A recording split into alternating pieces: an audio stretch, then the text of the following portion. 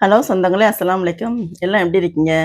வாங்க நம்ம ஃபேன்சி கிச்சனில் ஆட்டுக்கால் கேக்கு, திருச்சிக்கே ஃபேமஸான ஆட்டுக்கால் கேக் எப்படி செய்கிறதுன்னு பார்ப்போம்.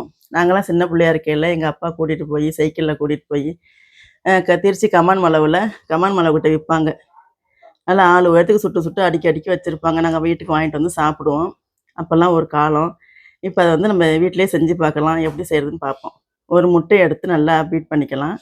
ஒரு ஸ்பூன் ஏலக்காய் தூள், கொஞ்சம் உப்பு போட்டு நல்லா அடிச்சுக்கலாம்.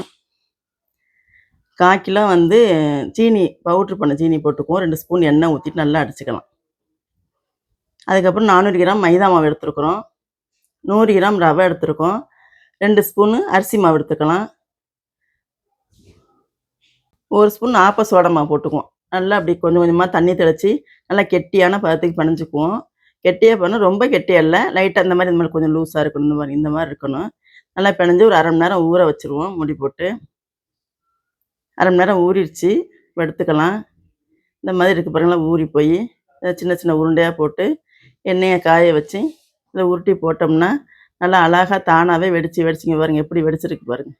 சூப்பராக வந்துடும் ஆட்டுக்கால் கேக்கு. ஒவ்வொரு ஊரில் ஒவ்வொரு பேரில் சொல்கிறாங்க.